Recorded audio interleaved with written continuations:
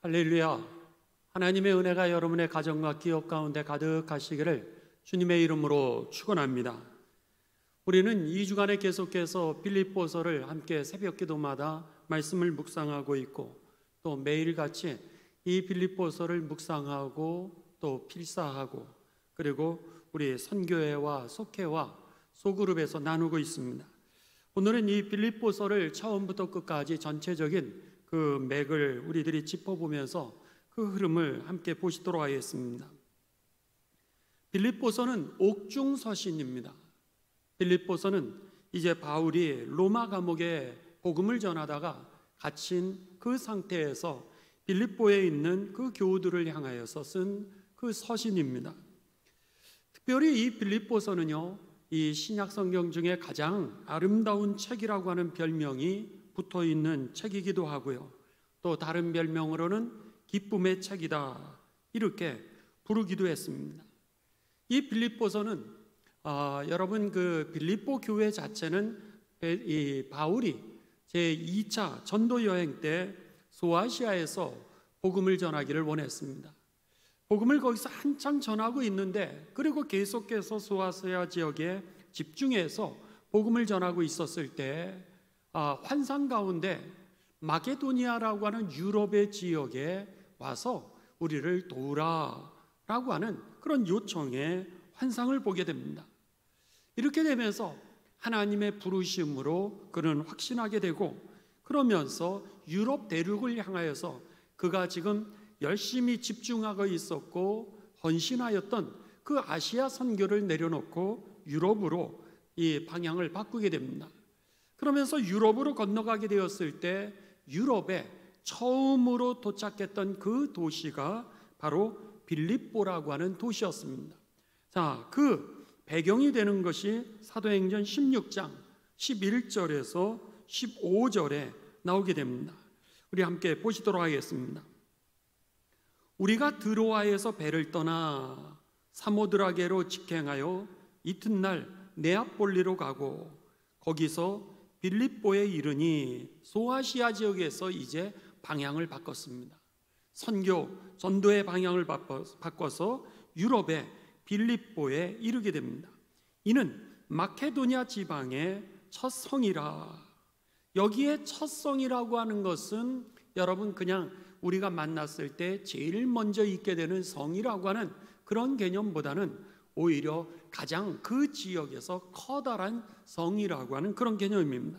마케도니아라고 하는 그 지역에 있어서 가장 큰 성이 빌립보였는데 여기에 도착하게 된 겁니다.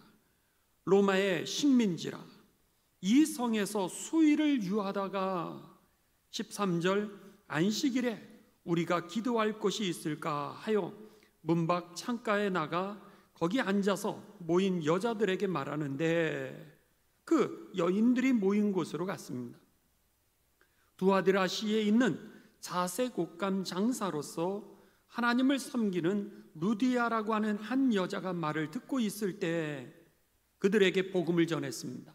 그랬는데 여기에 보시면은 이 자색 옷감 장사, 그 비단 장사겠죠. 비단 장사였던 그 루디아라고 하는 여인에게 하나님의 은혜가 임하게 됩니다.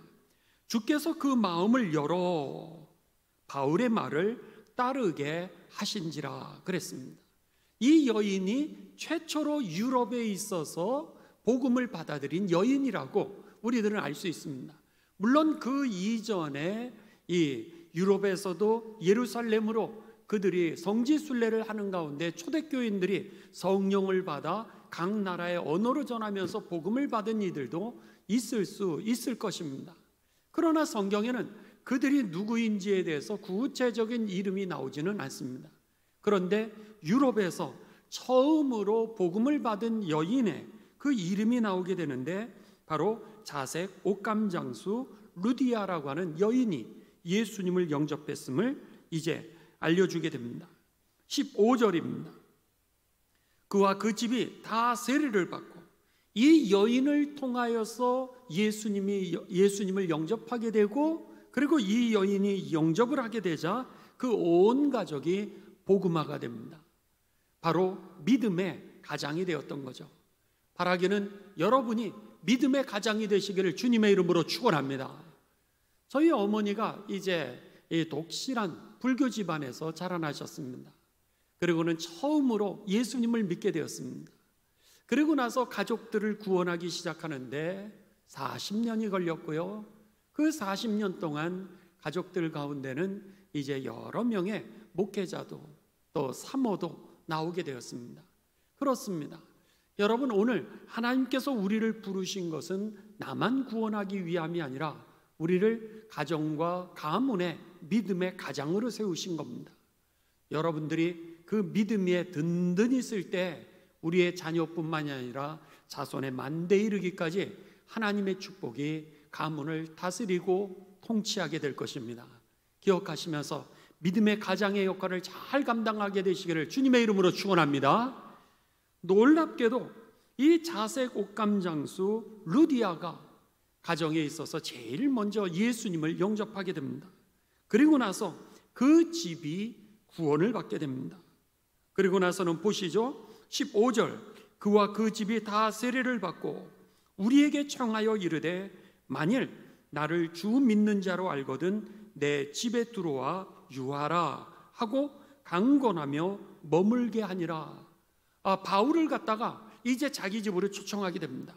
그러면서 그 집에 머물게 하고요. 그래서 그 집이 바울의 기도 처소가 되고 유럽 사람들, 복음을 받은 사람들이 모여서 기도하고 말씀을 드리는 처소가 되면서 그곳이 초대 교회가 되는 겁니다. 유럽의 첫 번째 교회가 된 거죠. 이 당시에 교회라 그러는 것은 우리들이 이렇게 우리 교회가 가지고 있는 큰 건물이 아닙니다. 그런 것이 아니라 옛날에는 다 하우스 처치, 가정교회라 그러죠. 속회입니다.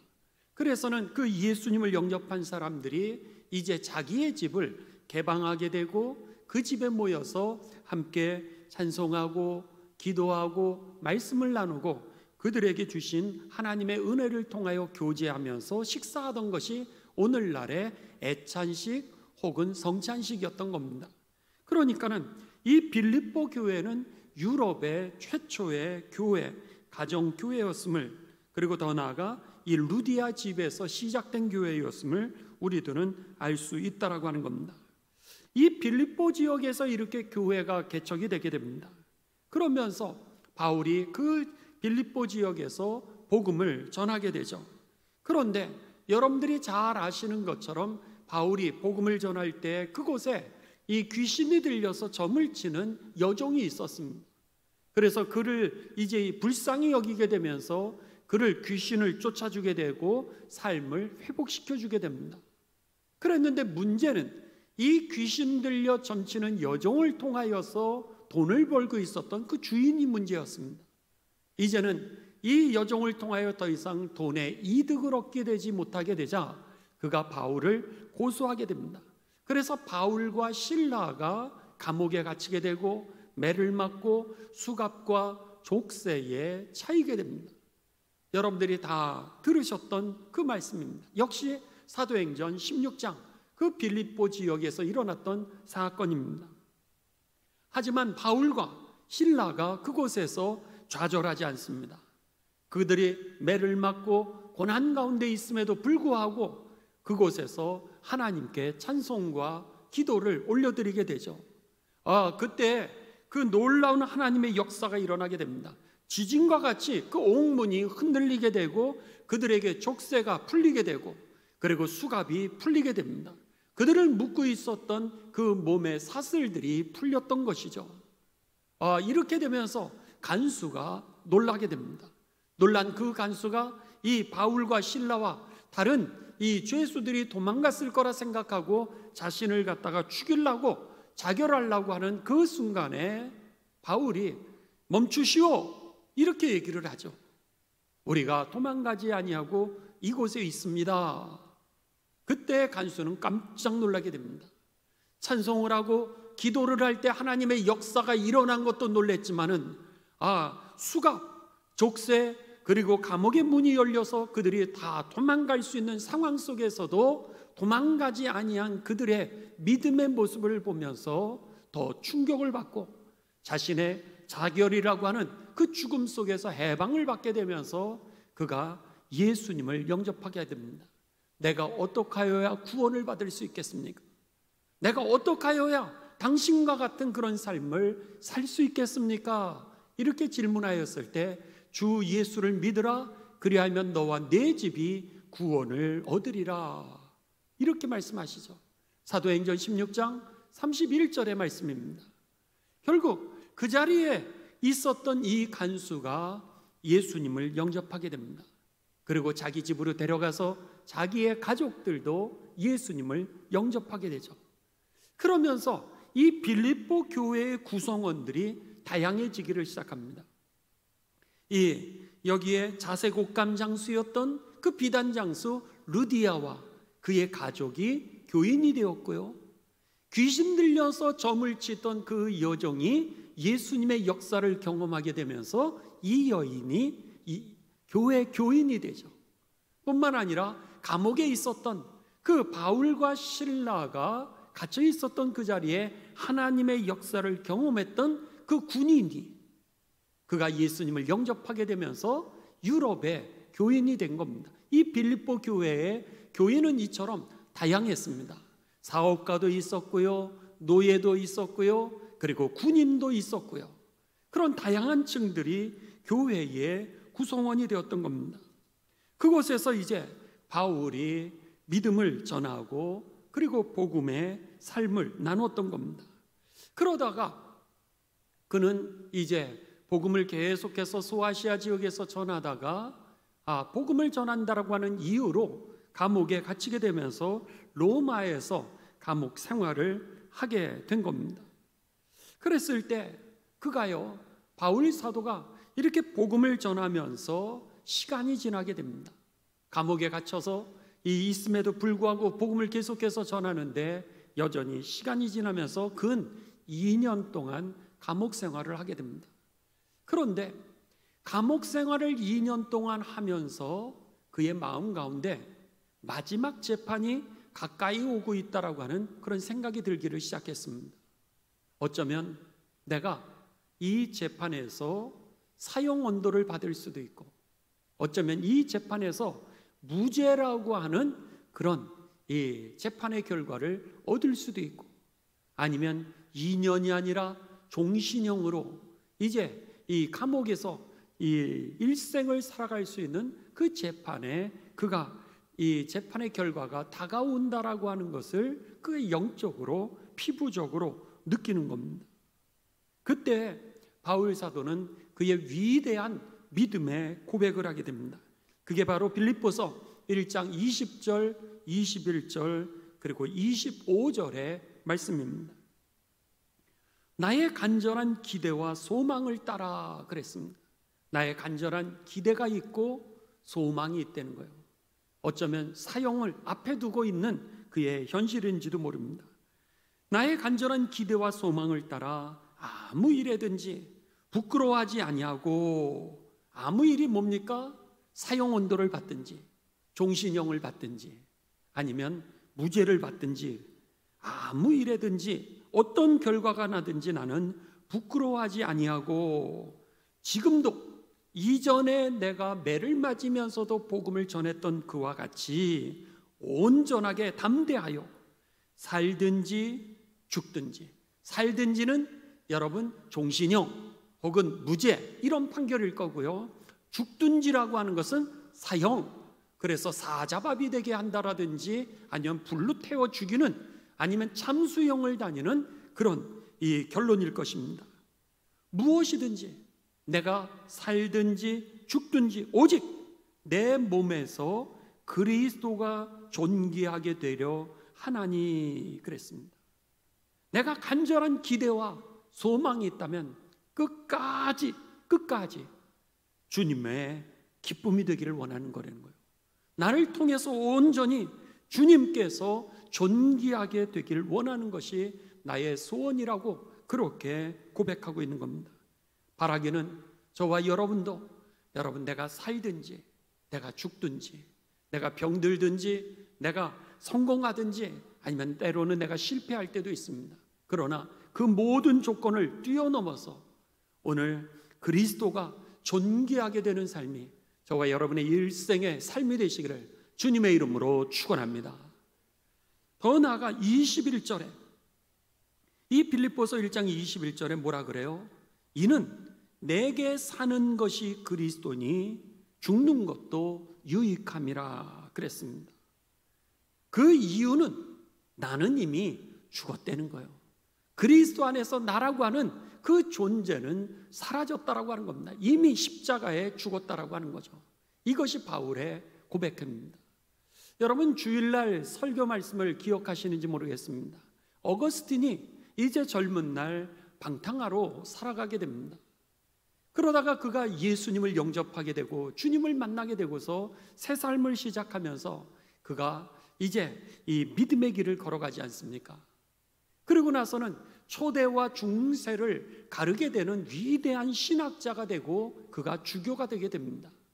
그랬던 사람인데 그가 그 젊은 날 방탕하던 시절에 예수님을 믿고 이제 돌아섰던 어느 날의 일화입니다. 그가 길을 걸어가고 있는데 이제 그 젊은 날에 놀았던 그런 이 유곽에 있었던 여인이 지나가는 이 어거스틴을 보게 됩니다. 어거스틴을 향해서 어거스틴 부르는 거요. 어거스틴 아니냐고. 그러면서 어거스틴 맞네. 왜 요즘에는 놀러 오지 않아요? 이렇게 어거스틴에게 이야기를 했습니다. 그랬더니 어거스틴이 도망가지를 아니하고 그를 불러 세우는 그 창녀를 향하여서 옛날에 어거스틴은 이미 죽었습니다. 더 이상 어거스틴은 없다는 거예요. 옛날에 어거스틴은 없고 이제 다른 사람으로 내가 살아가고 있다라고 그렇게 얘기했던 것과 똑같은 겁니다. 지금 바울이 그 얘기를 하는 거예요. 내게 사는 것은 그리스도이니 나는 이미 죽었고 내 안에 그리스도만 사신다는 거예요. 나 죽고 여러분 그리스도가 내 삶에 살게 되시기를 주님의 이름으로 축원합니다. 그러니 뭐라 그래요? 21절에 계속해서 보시면은 이는 내가 사는 것이 그리스도이니 죽는 것도 유익함이라 그랬습니다. 죽는 것도 유익하다는 거예요. 왜요? 내가 죽음을 통하여서 만일 하나님의 영광이 된다면, 하나님의 영광을 내가 죽으면서도 하나님의 영광을 가리우지 않는다면은 그게 내 삶이기 때문에, 그렇기 때문에 그리스도니 내가 사는 것이 그리스도니 죽는 것도 유익함이라 그렇게 얘기합니다. 그러면서 혹시나 내가 이제 사형의 언도에 처하지 아니하고 무기징역이든 2년이든 무죄든 내가 감옥에서 만일 풀려난다면 내가 사는 이유가 있다는 거예요. 내가 잘해서 사는 것도 아니요, 나를 위하여서 이제 이 주신 은혜가 아니라 오늘 하나님께서 나에게 생명을 주시는 이유는 빌립보서 1장 25절입니다. 내가 살 것과 너희 믿음의 진보와 기쁨을 위하여 너희 무리와 함께 거할 이것을 확실히 아노니, 만일 내가 이제 무죄로 판결이 나든지 아니면 그 2년, 4년 무기징역 어떤 모양으로든지 생명이 만일 유지된다면 그 이유는 여러분들의 믿음의 진보를 위해서 하나님이 내게 기회를 주신 거라는 거예요. 여러분의 믿음의 진보뿐만이 아니라 여러분의 믿음의 그 기쁨을 얻게 해주기 위해서, 하나님의 나라의 그 기쁨을 얻게 하기 위하여서 하나님께서 나에게 기회를 주신 거라는 거예요. 그러니까 죽어도 좋고 살아도 여러분들을 위한 거라고 이렇게 고백하고 있는 겁니다. 바라기는 저와 여러분이 이 바울의 위대한 헌신과 그 믿음의 고백이 저와 여러분의 고백이 되시기를, 그리고 헌신이 되시기를 주님의 이름으로 축원합니다. 이 빌립보서는 특별히요, 여러분 추천서가 2장이 나오고 있습니다. 하나는 디모데라고 하는 그 사람에 대한 추천서가 나오게 되고요, 또 다른 하나는 에바브로디도라고 하는 그 사람에 대한 그 추천서가 나오게 됩니다. 먼저 빌립보서 2장 19절에서 22절입니다. 여러분, 추천서라고 하는 것이 얼마나 어려운 것인지 모릅니다. 빌립보서 2장 19절부터 제가 읽도록 하겠습니다. 내가 디모데를 속히 너희에게 보내기를 주 안에서 바람은 너희의 사정을 알므로 안위를 받으려 함이니, 이는 뜻을 같이하여 너희 사정을 진실히 생각할 자가 이밖에 내게 없음이라 그랬습니다. 첫 번째, 디모데를 추천하면서 뭐라 그래요? 나하고 뜻을 같이 하는 사람이다 그랬습니다. 나하고 뜻을 같이 하는 사람이 어떤 사람이에요? 오늘 내가 죽고 그리스도가 사신 삶이라는 거예요. 살든지 죽든지 오직 그리스도만이 존귀하게 되기를 원하는 그 사람이 바로 디모데라고 하는 겁니다. 그 다음에 두 번째로는 여러분의 사정을 진실하게 생각할 자가 이 사람밖에 없다는 거예요.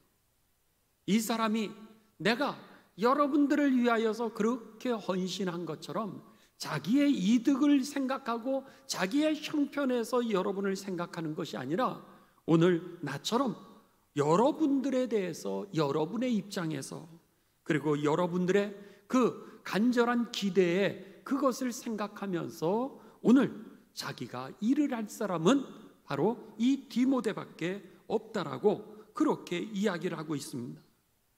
계속해서 보면은 그들이 자기 일을 구하고 예수 그리스도의 일을 구하지 아니하되 그랬습니다. 다른 사람들은 자기의 이득을 위하여서 여러분을 이용하는 사람들이라는 거예요. 그런데 오늘 디모데는 그렇지 않다는 거예요. 그리고 나서 22절입니다.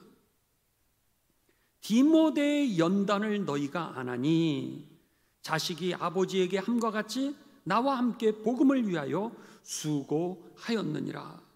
세 번째는 그 사람에 대해서 추천을 뭐라 그래요? 그는 연단받은 사람이라는 거예요. 웬만해서는 흔들리지도 않는다는 거예요.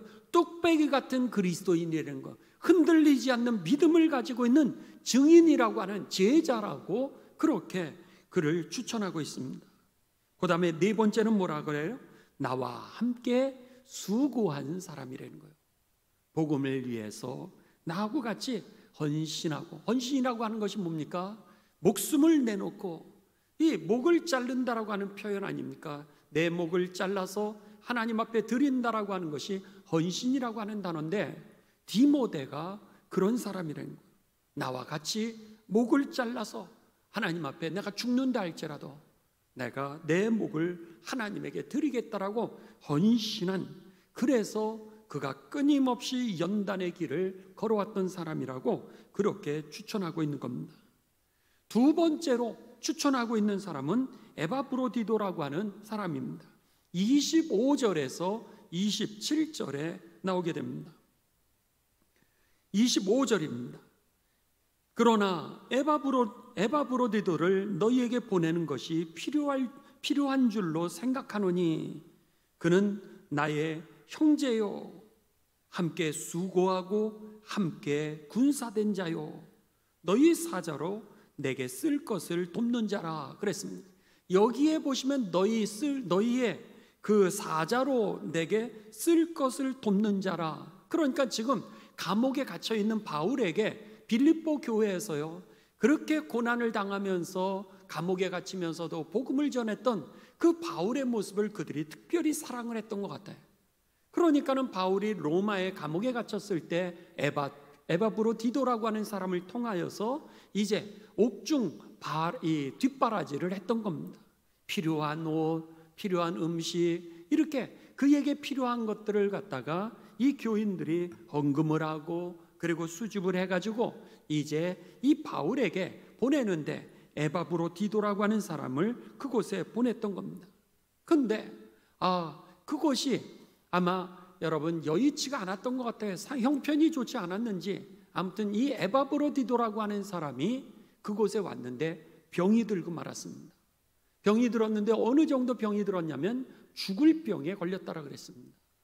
그래서는 빌립보 교인들도 염려를 하는 거예요. 에바브로디도가 우리가 거기다 심부름을 시켰는데 그곳에서 죽을 병이 걸렸으니, 그러니 그들이 심부름을 시키고도 이제 마음에 근심을 가졌던 겁니다. 그러하다가 그가 그곳에서 병이 났던 거예요. 이제 회복이 된 겁니다. 바울이 디모데를 보내면서 또 한 명이 그들에게 보내져지기를 원했던 것은 이 에바브로디도가 그곳에 이제 돌아가서 이 자기가 어떻게 생활하고 있는지, 너무너무 고마워하고 있는지를 그들에게 알려준다면 빌립보 교인들이 더 좋아할 것 같은 거예요. 그래서 이 디모데를 추천을 하면서 그랬던 겁니다. 그러나 여러분들에게는 먼저 이 에바브로디도를 보내드리는 것이 여러분들에게 더 큰 기쁨이 될 것 같습니다. 이렇게 표현하면서 그 에바브로디도가 병 가운데 속에서도 자기하고 함께 지냈을 때 그의 삶을 보면서 이제 바울 사도가 경험했던 그에 대해서 추천을 했던 것이죠. 뭐라 그래요? 그는 나의 형제입니다. 여러분, 형제라고 부르는 거 쉽지 않잖아요. 이렇게 언니, 형 이렇게 부르는 것은 같이 자라나고 있지 않았으면 부르기 쉬운 어로가 아닙니다. 그만큼 가까워졌다라고 하는 거죠. 그런데 바울이 그를 갖다가 나의 형제다 이렇게 표현합니다. 특별히 이 성경 안에서의 이 형제라고 하는 것은 brother and sister in Christ라고 하는 표현입니다. 주님 안에서 그가 나와 한 형제 자매가 되었다라고 하는 것은 그가 확실한 예수님의 제자가 되었다라고 하는 그런 표현이기도 합니다. 그런 면에서 그 사람의 신앙이 확실합니다. 이렇게 추천하는 거고요. 두 번째는 뭐라 그래요?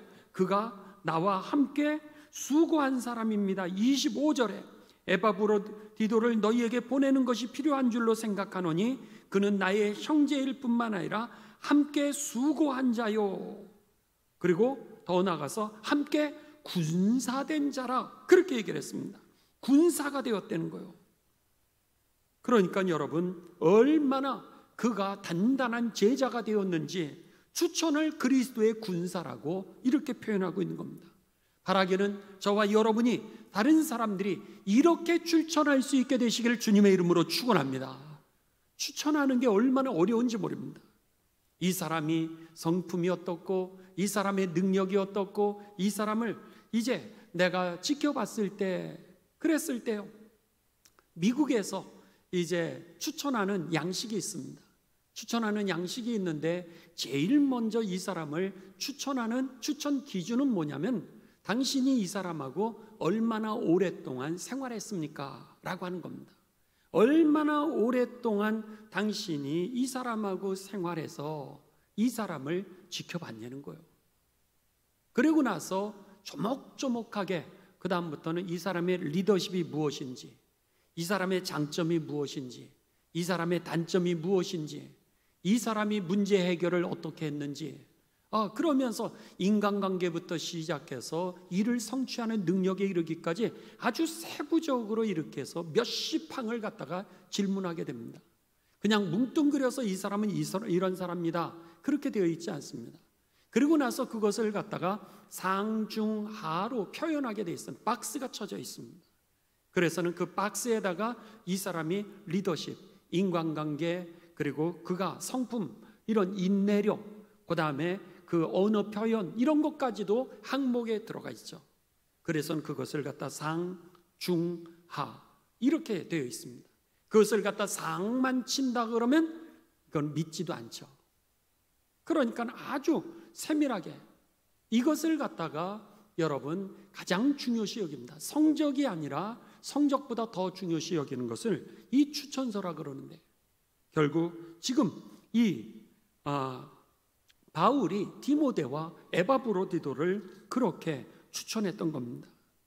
여러분 만일 우리가 다른 사람 추천서를 쓰는 것도 이렇게 어려운데 하나님이 우리에 대해서 추천서를 쓴다면 우리의 중심을 아시는, 우리의 모든 형편을 아시는, 우리의 처음부터 끝까지 모든 것을 아시는 하나님이 우리를 갖다가 하늘나라의 생명책의 추천서를 쓴다면 여러분 뭐라고 쓰실까? 바라기는 이 디모데와 에바브로디도와 같은 그런 추천서가 하늘나라에 기록되는 그 기록이 되시기를 주님의 이름으로 축원합니다. 마지막입니다. 이 빌립보서의 메시지입니다. 이 빌립보서는요, 바울이 그곳에서 열심히 복음을 전했고, 그리고 아시아에서 복음을 전했던 그의 모습이 이 유럽으로 복음을 전하다 보니까 그곳에 있는 사람이 더 기뻐했는지도 모르겠습니다. 그런데다가 그곳에서 박해를 받았습니다. 또 그곳에서 추방을 당했던 사람이 바로 바울이었습니다. 복음을 전한다라고 하는 이유로 그들에게 박해를 받고 추방을 당하여서 지금은 이제 예수님의 복음을 전하다가 감옥에 갇힌 그 바울에 대해서 특별한 인연 때문인지 몰라도 그들이 더 애틋하게 사랑을 했던 것 같습니다. 그러니까 에바브로디도를 보내서 그들이 헌금을 보내주고 후원금을 내주고 그리고 여러 가지 옥바라지를 했던 것이죠. 그랬던 그들에 대해서 너무너무 바울이 감사했습니다. 감사해서 그들에게 감사의 편지를 보냈던 것이 바로 이 빌립보 서신인 것입니다.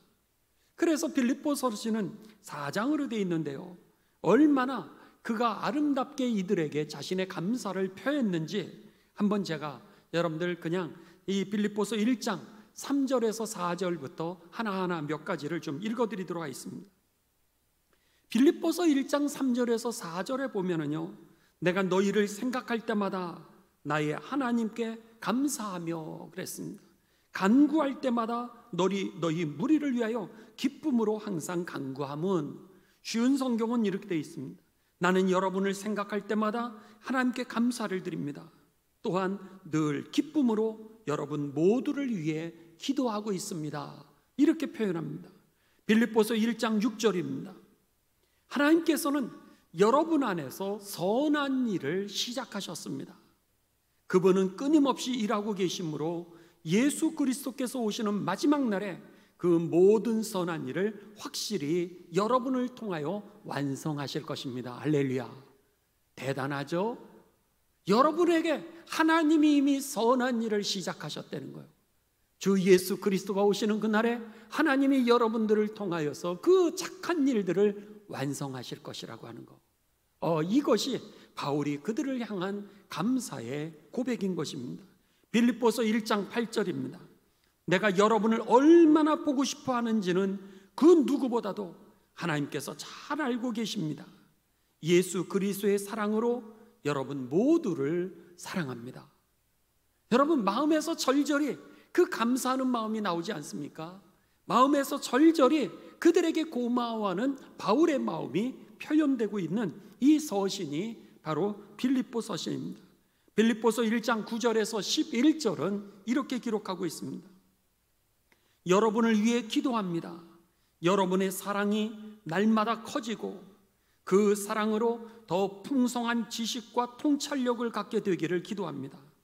선함과 악함을 분별하여 선한 것을 선택할 줄 알게 되어서 그리스도께서 오시는 날에 깨끗하고 흠없는 모습으로 서게 되기를 기도합니다. 또한 선한 행동으로 하나님께 영광과 찬송을 올려드릴 수 있기를 간절히 기도합니다. 이렇게 여러분, 그래서 이 빌립보서를 갖다가 칭찬도 제일 많을 뿐만 아니라 감사도 깊이 돼 있고 그들에 대해서 하나님 앞에 영광을 올려드리는 이 바울의 깊은 마음들이 표현되어 있다라 그래서 가장 아름다운 책, 그것으로 이 별명을 붙였던 겁니다. 이것이 바로 이 첫 번째 나와 있는 그 빌립보서의 핵심 감사의 내용입니다. 두 번째는 빌립보서 핵심은 여러분 기쁨이라고 하는 단어입니다. 기쁨이라고 하는 단어를 강조하는데 무려 여기에 이 기쁨이라고 하는 단어로 명사와 동사형으로 10번 이상이 여기에 기록되어 있습니다. 바울 서신뿐만이 아니라 신약 성경 전체에서도 이 가장 많은 감사와 기쁨이 표현된 것이 바로 이 빌립보서입니다. 바울이 지금 있는 형편은요, 여러분 감옥에 갇혀 있는 겁니다. 그것도요 1년이 아니라 2년째 그가 갇혀 있는 겁니다. 더 나아가서 죽음이라고 하는 심판이 어쩌면 그에게 다가와 있는지 그런 어떤 위협을 느끼고 있는 그런 상황입니다. 근데도 불구하고 그는 뭐라 그래요? 이 빌립보서를 에바브로디도를 통하여서 복음 서신을 저들에게 감사의 서신을 전하면서 기뻐하라고, 그리고 나는 기쁘다고 계속해서 이야기를 하는 겁니다. 여러분, 여기에서요 우리가 하나 기억하고 넘어가야 될 것이 있습니다. 그것은요, 믿음의 기쁨이라고 하는 것, 믿음의 기쁨이라고 하는 것이 바로 여러분 영성의 깊이라고 하는 사실입니다. 그래서 오늘 본문 말씀을 여러분 우리들이 보시도록 하겠습니다. 3장입니다. 3장에 우리 17절부터 우리들이 보았습니다. 여기에서 보시면은 20절입니다. 20절. 여기에 보면은 우리의 시민권은 어디에 있다라고 얘기를 합니까? 하늘에 있다는 거예요. 우리의 시민권은 하늘에 있는지라. 거기로부터 구원하는 자 곧 주 예수 그리스도를 기다리노니 그는 만물을 자기에게 복종하게 하실 수 있는 자의 역사로 우리의 낮은 몸이 뭐예요? 죽을 수밖에 없는 이 육체라고 하는 겁니다. 병들 수밖에 없는 이 몸이라는 거예요. 자기 영광의 몸의 형체와 같이, 그게 뭐죠? 부활하신 예수님의 몸이죠. 영광을 입으신 그 부활하신 예수님의 몸과 같이 우리도 변하게 하시리라. 이게 바로 바울의 확신이었던 거예요. 오늘 그는 만물을 자기의 복종하실 수 있는 자의 역사로, 그게 누구죠? 하나님이시죠. 하나님께서 만물을 자기에게 복종하게 하실 수 있는 그분의 역사로 인하여 예수님도 부활하신 것처럼, 부활시켜서 영광의 몸이 되게 하신 것처럼, 그런 뜻입니다. 우리의 낮은 몸을 자기 영광의 몸의 형체와 같이 변하게 하시리라. 오늘 예수 그리스도처럼 우리도 그렇게 변화시키신다는 거예요. 그러므로 나의 사랑하고 사모하는 형제들, 나의 기쁨이요 면류가 아닌 사모하는 자들아, 이와 같이 주 안에 서라. 그렇게 얘기하는 겁니다. 오늘 여러분, 이 기쁨이라고 하는 것은 세상이 주는 기쁨이 아니라, 비록 감옥에 갇혔다 할지라도, 죽음이 내게 온다 할지라도, 그럼에도 불구하고 오늘 바울 사도는 그들에게 감사하고 또 기뻐하고 또 하나님께 영광을 돌리고 있다라고 하는 겁니다. 감사가 곧 영성의 깊이였던 것이죠. 우리가 복음을 누리는 능력이 기쁨일 수 있습니다. 복음을 누리는 그 능력이 기쁨일 수 있을 터인데, 복음을 누리는 그 능력이 어디서 오는 거요? 그 기쁨이 어디서 오는 겁니까? 우리가 하늘나라의 시민권이라고 하는 것, 이것을 확신했을 때 하나님께서 이 죽을 몸, 병든 몸이지만은, 부족한 몸이지만은, 그럼에도 불구하고 나로 하여금 영광된 몸으로 하나님이 만드실 것을 믿기에, 거기에 우리들에게 기쁨이 있게 되고 모든 상황을 떠나서 복음을 누리는 그 능력이 있게 된다라고 하는 것입니다. 이 이야기는요, 여러분, 지금 빌립보 교인들이 감옥에 갇혀 있는 바울에게 힘들지만 그래도 주님이 우리와 함께 하시니 기뻐해요, 이렇게 말해야 맞는 겁니다. 그렇죠? 밖에 있는 사람이 안에 있는 사람을 위로하기 위해서 기뻐하라고 얘기를 해야 되는데, 지금 상황은 반대입니다. 반대로 지금 감옥에 갇힌 사람이 밖에 있는 사람들을 보면서 기뻐하라고 그렇게 얘기를 하는 겁니다. 이게 바로 천국의 시민권의 능력이었던 것이죠. 바울이 어느 정도로 그들에게 기뻐하라고 얘기하는지를 여러분이 한번 들어보시면 놀랄 정도입니다. 제가 한번 빠르게 여러분들에게 바울이 언제 기뻐하는지에 대해서 이렇게 이야기를 합니다. 1장 4절, 기도로 사람들을 아버지의 자비의 자리로 데려가는 것으로 기뻐하라고. 우리가 기도하는데 기뻐하라는 거예요. 막 죽으라고 기도하는 게 아니라는 거예요. 중보 기도를 하면서 다른 사람을 하나님의 자비의 자리로 인도해 가는 것, 그 자체가 기쁨이라고 하는 겁니다. 여러분, 다른 사람을 위해서 중보 기도하면서 기뻐하시기를 주님의 이름으로 축원합니다. 내가 너를 위해서 얼마나 기도하는 줄 알아? 그게 아니라는 거예요. 내가 기도하면서 기쁘다는 거예요.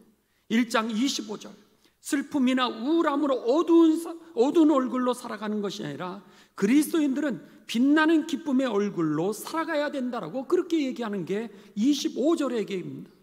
여러분, 밝게 살아가게 되시기를 주님의 이름으로 축원합니다. 예수님을 믿으면서 우리가 얼마나 여러분 얼굴이 밝은가, 이것이 복음을 누리는 능력이라는 것이죠. 그래서는 1장 25절에 뭐라 그래요? 내가 사는 것은 너희의 믿음의 진보와 기쁨을 위하여 너희 무리와 함께 거할 이것을 확실히 하노니, 그러면서 오늘 내가 기뻐한다라고 그렇게 표현하는 겁니다. 2장입니다. 2장 2절에서 4절은 모든 성도가 하나가 되어서 교제하는 그 기쁨을 누리라고 이렇게 얘기를 합니다. 하나가 되어서 함께 교제하면서 기뻐하라는 거예요. 2장 17절입니다. 예수 그리스도를 위한 고난을 받는 것 또한 기쁨이라는 거예요. 순교하는 기쁨이라고 하는 겁니다. 여러분, 예수님을 믿으면서 나에게 왜 이런 어려움이 있습니까? 우리는 그렇게 불평할 때가 많습니다. 그런데 바울은 뭐라 그래요?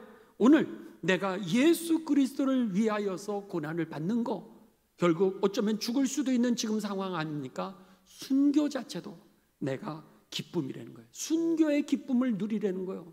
그러니까 내가 살든지 죽든지 내 몸에서 그리스도가 존귀하게 되게 하길 원하고, 오늘 그런 표현이 그의 믿음의 고백으로 나올 수 있었던 것이죠.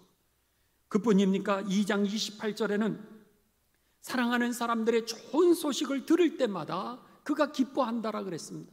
소식을 들을 때마다 기뻐하고, 2장 29절에 보는 집을 개방해서 많은 사람들, 손님들을 대접하면서 기뻐한다는 거예요. 나그네들을 접대하면서 내가 기뻐한다는 거예요. 또 3장 1절에서 3장 1절과 4장 1절은 예수 그리스도 안에서 믿는 자들과 내가 교제하면서 기쁘다고 얘기를 하고요. 4장 10절에서 12절에 보면 내가 어떤 형편에서라도 자족하기를 배워서 비천에 처할 줄도 알고 풍부에 처할 줄도 알아서 내가 기뻐한다는 거예요. 여러분, 오늘 그리스도인다운 표징이 뭐냐는 거예요. 그리스도인다운 표징은 기쁨이라고 하는 겁니다. 예수님을 믿으면서 여러분들은 어떻게 살아가십니까? 여러분의 얼굴을 여러분 우리가 한번 돌아보시기 바랍니다. 물론 나이가 들면 이제 이 피부가 거칠어질 수밖에 없고 주름이 생길 수밖에 없습니다. 그러나 여러분, 연세가 들어가시면서 나이가 들어가면서 우리가 피부는 그렇게 변할 수 있지만 그 안에서 이 피어나오는 여러분 기쁨, 그리스도인의 얼굴은 전혀 다른 차원이라고 하는 겁니다. 오죽하면 세상 사람들도 나이 40이 되면 얼굴을 책임져야 된다라고 그렇게 얘기하지 않습니까? 얼굴에요, 여러분 혹시나 어둡지는 않습니까? 혹시나 우울하지는 않습니까? 여러분의 얼굴이 슬픔에 차 있고 여러분의 얼굴이 번민에 혹시나 차 있지는 않습니까? 여러분의 얼굴이 여러분 짜증나는 얼굴은 아닌가라고 하는 겁니다. 오늘 그리스도인 다움이라고 하는 표징이 뭔가? 그것은 바로 바울은 우리가 천국의 시민권을 가지고 있기에 오늘 기쁨이라고 우리들에게 그렇게 고백하고 있는 겁니다. 바라기는 여러분, 우리는 천국의 시민으로서 우리를 통하여서 하나님의 구원의 역사가 이루어지고 있고, 우리를 통하여 하나님의 영광을 받으시며, 우리를 통하여 하나님의 나라가 이 땅에 가정 가운데, 직장 가운데, 만나는 몇십 영들 가운데 여러분 회복되고 있음을 보시면서 내 상황을 떠나서 하나님의 시민권이라고 하는 거로 분명한 기쁨의 그 그리스도인다운 표징을 가지면서 사시는 가운데 정말 하나님이 우리의 추천서를 쓸 때 하늘에 이 디모데 같은 추천서, 에바브로디도 같은 그런 추천서가 저와 여러분의 생명책에 기록이 되시기를 주님의 이름으로 축원합니다.